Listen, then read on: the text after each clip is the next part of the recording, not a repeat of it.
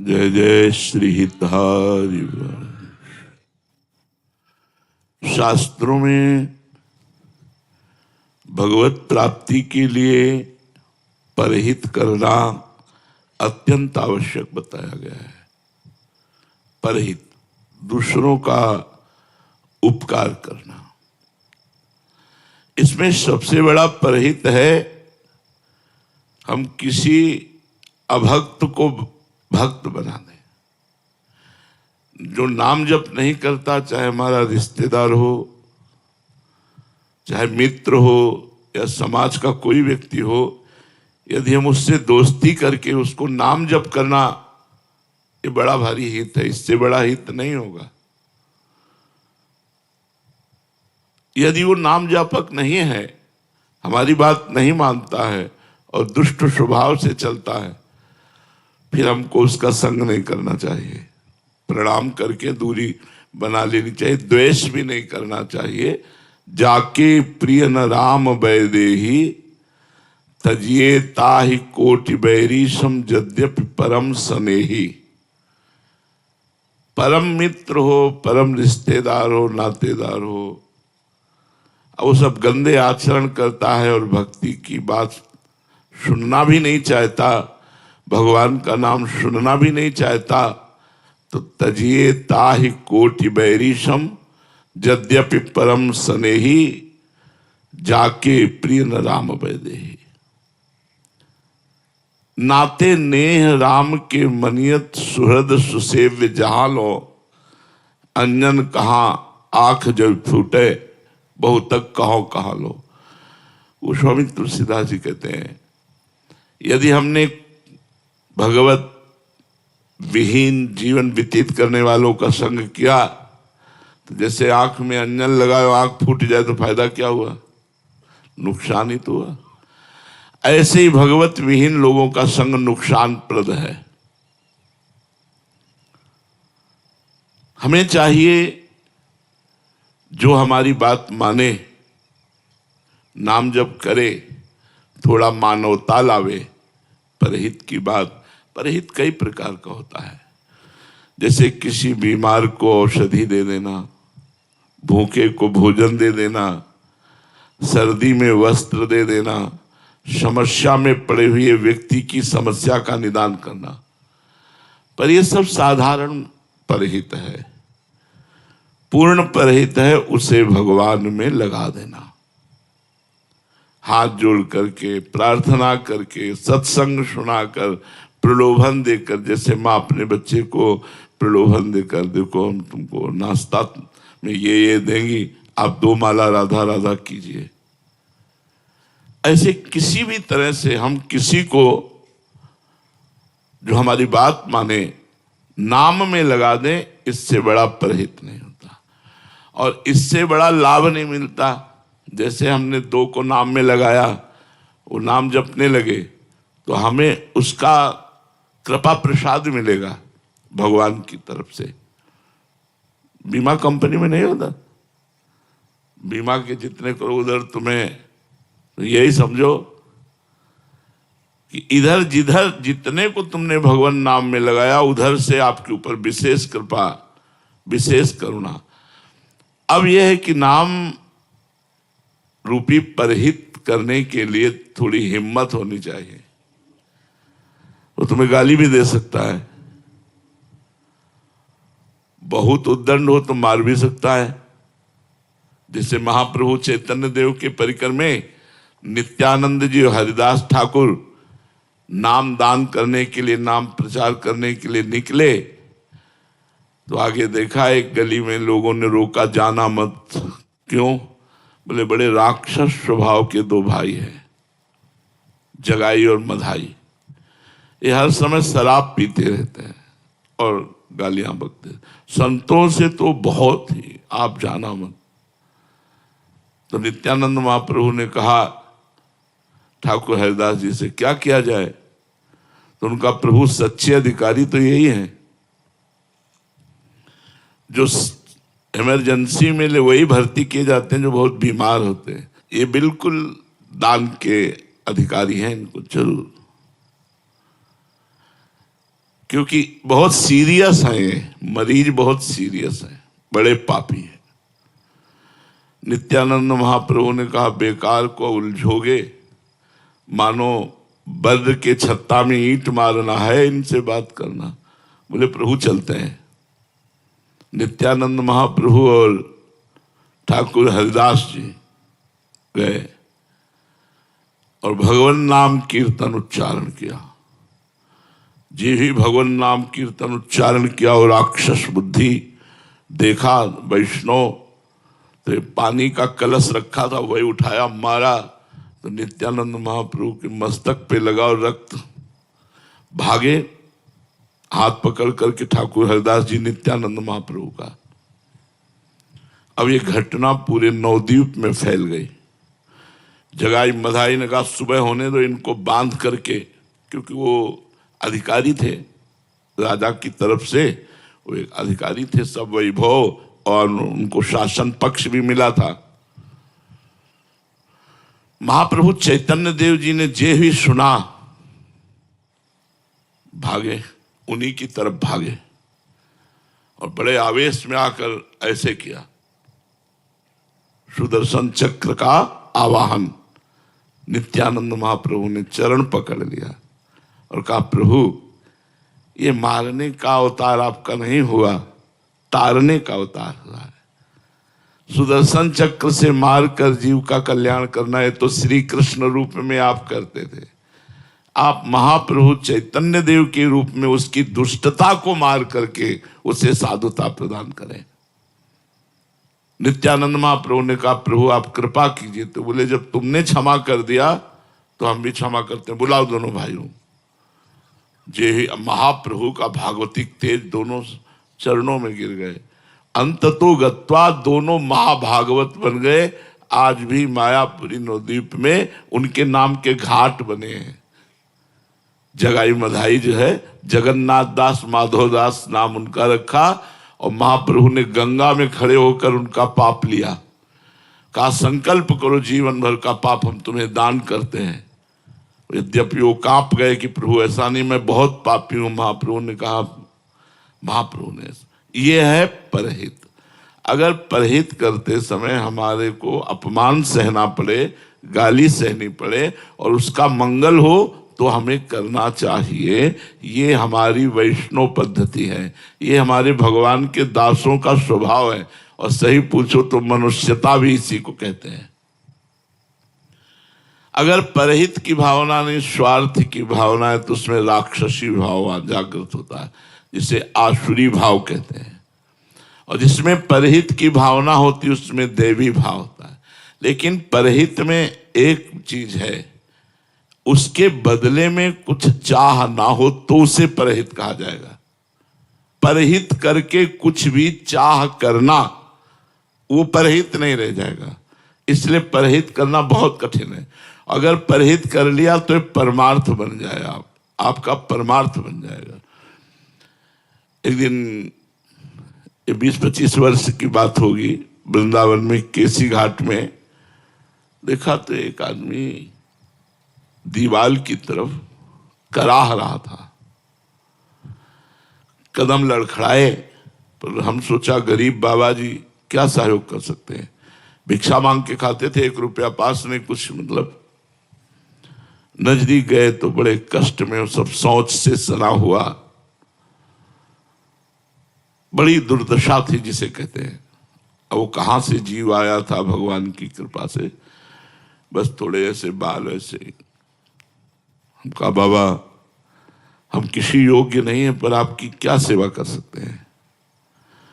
तो उनका यहां तो हमें कोई पानी देने वाला भी नहीं, पूछने वाला भी नहीं, कई दिन से भूखा पड़ा हूं। यदि आप सुदामा कुटी पहुंचा दे तो सुनते हैं वहां संत सेवा होती है, तो कम से कम भोजन पानी तो मिल जाएगा। अब वहां से पहुंचाने के लिए आदमी चाहिए, रिक्शा चाहिए, व्यवस्था चाहिए। हमारे पास कोई व्यवस्था तो थी नहीं। सब ऐसे समेटा कपड़ों से ही तो उठाया उनको, एक आध जगह उनको विश्राम दिलाया, बका फिर सुदामा कुटी में जाके। तो अब संत तो संत होते हैं, दयाल होते हैं। बारंडे में एक जगह उनका आसन लगा दिया, प्रणाम किया और गोपेश्वर के दर्शन करने जाते थे। दूसरे दिन गए तो कीड़ा उनके शरीर में। गोपेश्वर जी के दर्शन करने गए और मां हमका महाराज आज तक जो हम आपकी सेवा कर रहे हैं, जल चढ़ा रहे हैं, उसका फल प्राप्त हो, जीव शरीर से मुक्त हो, कीड़ा पड़ रहे थे, कोई पूछ नहीं।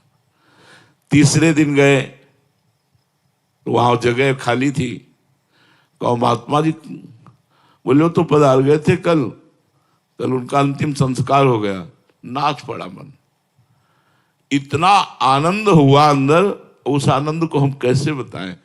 परहित से भगवदानंद की प्राप्ति होती है।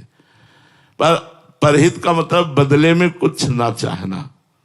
अब उनकी हम कृपा की बात करते, जब दूसरे दिन गए थे और जब कीड़ा तो हमारे मन में आया कि एक बार राधा बुलवाओ इनसे। तुम कहा बाबा एक बार राधा बोल दोगे? राधा राधा। हमसे ऐसे नजदीक बुलाया और अपना हाथ ऐसे। संतों की कृपा या किसी की भी कृपा भगवत प्राप्ति करा सकती। परहित एक बार एकनाथ जी महाराज गंगोत्री से जल रामेश्वर जी के लिए ले जा रहे थे, पूरी मंडली थी। रामेश्वर पहुंचने वाले थे कि पास में ही एक गधा प्यासा पैर फड़फड़ा रहा था। जबान बाहर निकली थी, स्पष्ट दिखाई दे रहा था प्यासा है। एक दो भक्तों के मन में भी आया, पर उन्होंने सोचा गंगोत्री से जल रामेश्वर के लिए लाए, गधे को क्यों पिलाए। एक नाथ जी तुरंत गए और उसका सर अपनी गोद में रखा और पूरे घड़े का जल उसको पिला दिया। वो लोग रामेश्वर गए, रामेश्वर वहां गधे की जल पिलाते ही प्रकट हो गए। एक नाथ जी को साक्षात दर्शन भगवान रामेश्वर ने दिया। परहित पूज्य राधा बाबा अयोध्या गए तो सब कनक बिहारी के दर्शन के लिए जा रहे थे। उन्होंने रास्ते में देखा एक घोड़ा जो कौओं ने और पक्षियों ने खाया था, बीमार स्थिति में मरणासन में पड़ा था, मक्खियां भिनभिना रही थी। बाबा गए, ऊपर का चला उड़ा दिया और बैठ गए और मक्खियां हाँकने लगे। भाई जी इस बात में सावधान रहते थे क्योंकि बाबा भाव में रहते थे। बोले बाबा कहाँ है? बोले बाबा तो है नहीं। फिर पीछे लौटे, जब गए तो उनका चलो ना कनक बिहारी जी के दर्शन करने, मंदिर बंद हो जाएगा। तो उनका जब तक इसका शरीर नहीं छूटेगा तब तक हम कनक बिहारी के दर्शन नहीं। अब एक महापुरुष का संकल्प, थोड़ी देर में ही उसका शरीर पूरा हुआ और भगवत प्राप्त हो गया। हमारे को अगर कभी ऐसा अवसर मिले, भूखा प्यासा बीमार कोई कभी ऐसा जिसका कोई सहयोग ना कर रहा हो, अगर भगवान की कृपा से ऐसी सेवा करने का अवसर मिल जाए तो निश्चित भगवत प्राप्ति का योग बन जाएगा। भगवत प्राप्ति का जो तुम्हारे साथ बुरा करे, यदि उसके साथ परोपकार करो, भलाई करो तो और डबल लाभ मिलता है। एक आपसे विरोध कर रहा है, आप उसका भला सोच रहे हो, भला बिना भगवान की कृपा के ऐसा कैसे सोचा जा सकता है। लेकिन जो हमारा बुरा करे उसका हम भला करें, ये और बढ़ करके परहित है और श्रेष्ठ परोपकार है। यही सुंदर देवत्व है, मानवता में देवत्व है। पर यह होना कठिन है, जो हमारा अपमान करे, हमारी निंदा करे और हम उसके, पर अगर हम परोपकारी हैं तो डरेंगे नहीं। एक बार हमें एक डॉक्टर मिले पागल खाना के, तो हमने पूछा पागल तो पागल ही होते हैं, वो आपके ऊपर भी प्रहार करने की कभी चेष्टा की? बोले एक दो बार खोपड़ी फूटी। तुमको आपको गुस्सा नहीं आया? बोले बिल्कुल नहीं। कहा क्यों? बोले हमें पता है वो पागल है, हमारा कर्तव्य है उसको ठीक करना। बोले बिल्कुल गुस्सा नहीं आई। एक अपना कर्तव्य समझने वाला डॉक्टर अपने ऊपर प्रहार करने वाले पर गुस्सा नहीं करता, तो हम अपना परमार्थ का कर्तव्य समझने वाले साधक होकर हमको गुस्सा नहीं करनी चाहिए। दान परोपकार के अंतर्गत ही आता है। दान दो प्रकार का होता है। अपना पैसा समझ करके दान करने से आपको हजारों गुना बढ़कर मिलेगा। लेकिन त्वदीयम वस्तु गोविंदम तुभ्यमेव समर्पये, भगवान का दिया हुआ धन ये मैं भगवान को ही दे रहा हूं, ऐसा करने से आपको भगवत प्राप्ति का योग होगा। भगवान का दिया हुआ भोजन ये सामने भूखे के रूप में भगवान ही है, ऐसा भोजन पवाना आपकी भक्ति बन जाएगी। बीमार रूप से भगवान ही है, धन मुझे भगवान ने दिया, ये भगवान का दिया हुआ धन है, मैं लगा रहा हूं। मेरा हमारे एक दृष्टि में आए थे ऐसे महापुरुष, कानपुर के मैदा फैक्ट्री के मालिक थे। वो जब आते थे तो सैकड़ों कदम दूर सब गाड़ियां खड़ी हो जाती थी, जूते उतार कर नंगे पैर साधारण धोती कुर्ता में ऐसे आते थे। उन्होंने कानपुर में यज्ञ की, करोड़ों रुपया ऐसे खूब बड़ी यज्ञ, कानपुर तो बड़ा शहर है। और आप सेवा क्या करते थे? डस्टबिन और झाड़ू हाथ में, उसको जो डिब्बा नहीं होता, जहां कोई दोना पत्तल फेंक देता उसे उठाते। अगर कोई पूछता यज्ञ कौन करा रहा है, तो बोले भैया हमसे पूछो कितने डिब्बा कूड़ा फेंके आए, उसको तो बता सकते हैं, हमें पता नहीं यज्ञ कौन करा रहा। स्वयं यज्ञ कराने वाला, लाखों करोड़ों की भोजन व्यवस्था करने वाला, बड़ी यज्ञ हुई थी, लेकिन कोई जान नहीं पाया यज्ञ की। जब हमें पता लगा तो हम कहा भाई तुम इस लोक के आदमी नहीं हो। इसलिए तो उन्होंने कहा महाराज मैं तो नौकर हूं, मालिक तो भगवान है, मैं क्यों कह दूं कि मैंने यज्ञ कराया, भगवान ने यज्ञ। अब किसी से मैं ये कहूं क्यों भगवान यज्ञ करा रहे हैं, ये भी चर्चा नहीं करनी है, मुझे तो अपने काम से मतलब। देखो स्वयं द्वारिकाधीश भगवान जब राजसूय यज्ञ हुई युधिष्ठिर की, तो सबके चरण धोने की सेवा ली।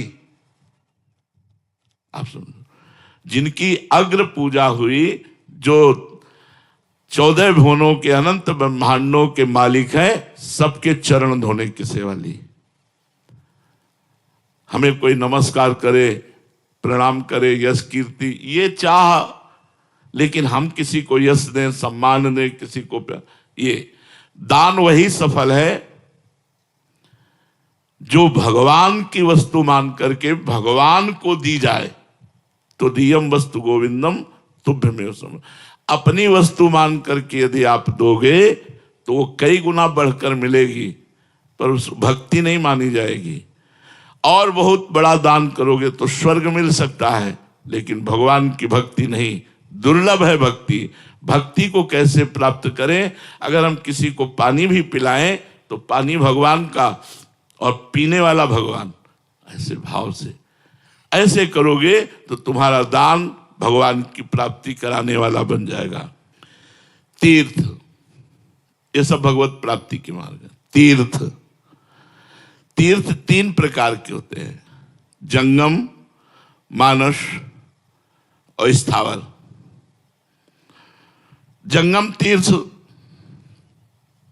मुद मंगलमय संत समाजू, जो जग जंगम तीर्थ राजू। ये संत महात्मा चलते फिरते तीर्थ हैं। जंगम तीर्थ, मुद मंगलमय संत समाजू, जो जग जंगम तीर्थ राजू। जैसे तीर्थराज प्रयाग में गोता लगाने पर पाप नाश होता है, ऐसे सत्संग में जाने पर, संत को भगवत स्वरूप मानने पर, संत के दर्शन करने पर, संत के संभाषण से आप वैसे ही पवित्र होंगे जैसे गंगा, यमुना, सरस्वती, त्रिवेणी में स्नान करने से। मुद मंगल में संत समाजू, जो जग जंगम तीर्थ राजू। चलते फिरते ये तीर्थ राज हैं संत जन। अगर संत समागम हुआ तो आप पवित्र हो गए, जैसे गंगा स्नान से, जैसे त्रिवेणी स्नान से। मानस तीर्थ, सत्य जो अंदर चल रहा है वही बाहर बोले तो पवित्र हो जाओगे। अंदर चल रहा है कुछ, बाहर बोल रहे हो कुछ, उसे कपट कहते हैं, उसे झूठ मिथ्या कहते हैं, वो तुम्हें अपवित्र करेगा। क्षमा, कोई तुम्हें गाली दे, अपमान करे, तुम क्षमा कर दो तो तुम पवित्र हो जाओगे। इंद्रिय निग्रह, अच्छे अच्छे पदार्थ खाने की जो तुम्हें लालसा है वो दूसरे गरीबों को पवा दो तो तुम ऐसे पवित्र हो जाओगे जैसे गंगा स्नान से। मनोनिग्रह, मन को भोगों से हटाकर भगवान के नाम में लगाने से आप परम पवित्र हो जाएंगे। तपस्या, अंदर आए हुए काम, क्रोध, लोभ, मोह, मद, मत्सर, इनके वेगों को सह जाना तपस्या कहते हैं। यदि सह गए तो ये मानस तीर्थ है, इनसे आप पवित्र हो जाओगे। जंगम तीर्थ साधु महात्मा, मानस तीर्थ ये, और स्थावर तीर्थ ये जैसे काशी है, उज्जैन, महाकाल, ऋषिकेश, हरिद्वार, गंगा, यमुना, जितने ये सब स्थावर तीर्थ है। प्रयाग, पुष्कर, नैमिषारण्य, कुरुक्षेत्र, द्वारिका, उज्जैन, अयोध्या, मथुरा, हरिद्वार और द्वारिकापुरी, काशीपुरी, कांचीपुरी, बद्रिकाश्रम, श्रीशैल, सिंधु सागर, सेतुबंध, रामेश्वर, गंगा सागर, गंगा, यमुना, सरस्वती, गोदावरी, गोमती, नर्मदा, सरयू, कावेरी, मंदाकिनी, कृष्णा, ये सब स्थावर तीर्थ हैं। इन तीनों तीर्थों में स्नान करने वाला भगवत प्राप्ति के योग्य हो जाता है। जो स्थावर, मानस और जंगम तीनों तीर्थों का अवगाहन करता है वो परम पवित्र होकर भगवान के धाम के जाने के योग्य हो जाता है। भगवान के स्वरूप का साक्षात्कार किए हुए जहां महात्मा निवास करते हैं वो सबसे बड़ा तीर्थ होता है, क्योंकि तीर्थों को भी तीर्थत्व प्रदान करने की सामर्थ्य महात्माओं में होती। तीर्थी कुर्वन्ति तीर्थानि। अगर भगवत प्रेमी महात्मा किसी तीर्थ में पहुंच जाता है तो तीर्थ निष्पाप हो जाता है।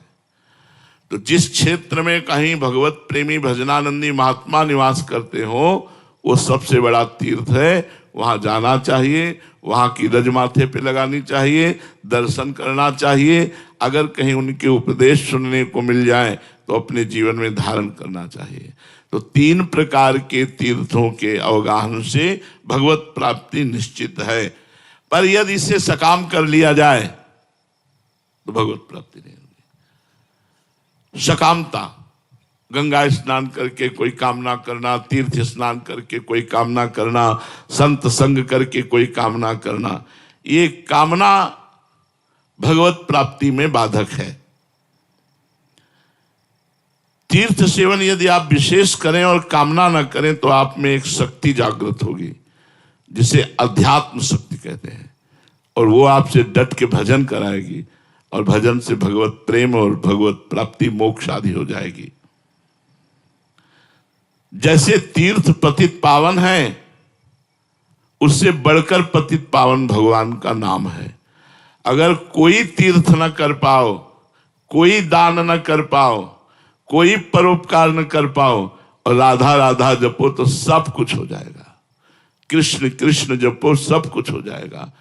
तो जो तीर्थ कर पावे, परोपकार कर पावे, दान कर पावे, तपस्या कर पावे, अच्छी बात है। जिससे कुछ नहीं होता, बस नाम जप करो, नाम जप करने से सब कुछ हो जाएगा। सब तीर्थों का फल, सब शास्त्रों का स्वाध्याय का फल, यज्ञ का, तपस्या का, दान का, परोपकार का, सब फल नाम में समाया हुआ है। इसलिए निरंतर नाम जपने का अभ्यास करो,